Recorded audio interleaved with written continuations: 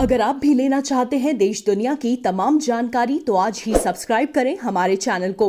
साथ ही नीचे दिए बेल आइकन को जरूर दबाएं ताकि हर अपडेट आप तक पहुंच सके। मध्य प्रदेश में 3 राज्यसभा सीटों के लिए शुक्रवार को मतदान हुआ। मध्य प्रदेश विधानसभा परिसर में बनाए गए मतदान केंद्र पर सबसे पहले मध्य प्रदेश के मुख्यमंत्री शिवराज सिंह चौहान ने अपना मतदान किया, जिसके बाद पूर्व मुख्यमंत्री कमलनाथ बस में कांग्रेसी विधायकों के साथ पहुंचे और उन्होंने भी राज्यसभा की सीटों के लिए मतदान किया।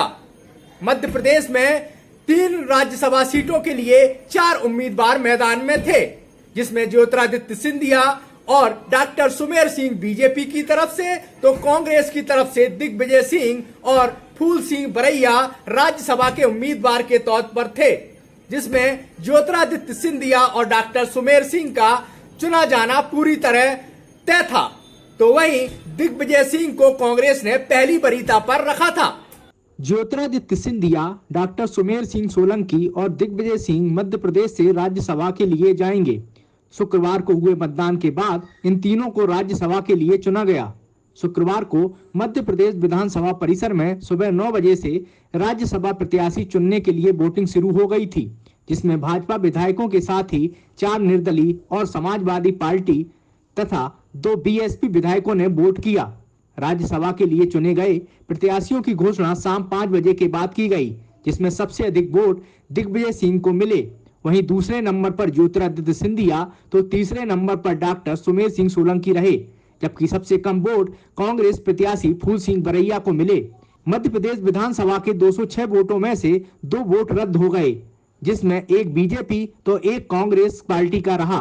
दिग्विजय सिंह को सबसे अधिक 57 वोट मिले तो ज्योतिरादित्य सिंधिया को 56, वहीं डॉक्टर सुमेर सिंह सोलंकी को 55 वोट मिले, जबकि कांग्रेस की दूसरी वरीयता में फूल सिंह बरैया को 36 वोट मिल सके।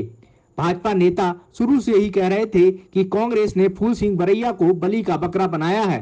मतदान के दिन भी प्रदेश के गृह मंत्री और वरिष्ठ बीजेपी नेता डॉक्टर नरोत्तम मिश्रा ने एक बार फिर फूल सिंह बरैया को लेकर बयान दिया। ये बहुत ही गलत किया कांग्रेस ने, एक अनुसूचित जाति के व्यक्ति को इस तरह से धोखा दिया। अगर आप पे वोट नहीं दिए तो लड़ाया क्यों? लड़ाया था तो हराया क्यों? तो हराया है तो प्रत्याशी बनाया। दलितों का अपमान है बहुत ज्यादा। शुरू से ही अनुसूचित जाति विरोधी, दलित विरोधी कांग्रेस रही है। आप ध्यान रखें, दिग्विजय सिंह जी जब आए हैं, जब पहले आए तो शुभांशु सिंह सोलंकी का हक मारा गया, बाद में बुआ जी का, जमुना देवी जी का हक मारा गया, अब फूल सिंह बरैया का मारा गया।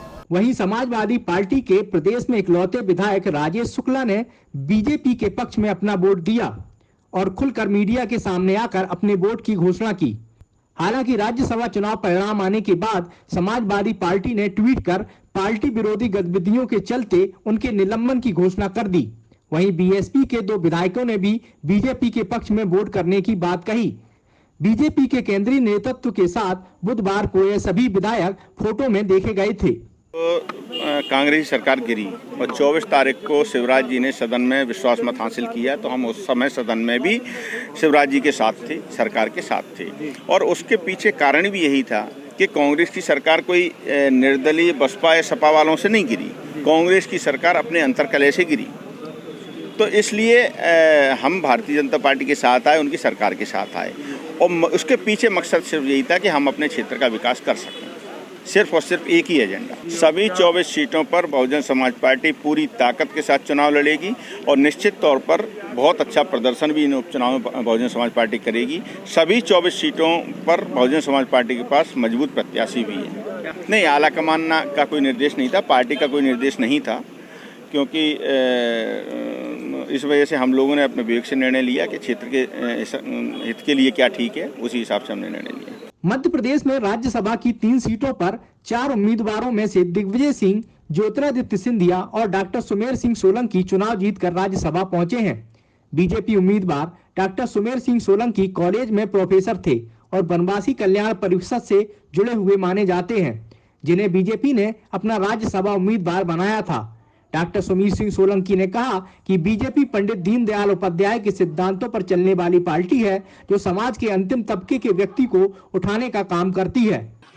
भारतीय जनता पार्टी के प्रदेश अध्यक्ष जी इस विषय पर बात करेंगे आपसे। मैं इस पर बाद में बात करूँगा। मेरा तो ये कहना है कि पंडित दीनदयाल उपाध्याय जी ने कहा था कि भारत के उस अंतिम व्यक्ति तक पहुंचेंगे हम, और मैं मध्य प्रदेश के उस अंतिम विकास खंड का अंतिम व्यक्ति हूँ जहाँ तक भारतीय जनता पार्टी पहुंची और मुझे ये अवसर देने के लिए कहा। तब मैं कॉलेज में ही था।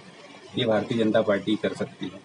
राज्यसभा चुनाव की वोटिंग के दौरान बीजेपी की तरफ से एक क्रॉस बोर्ड भी डाला गया।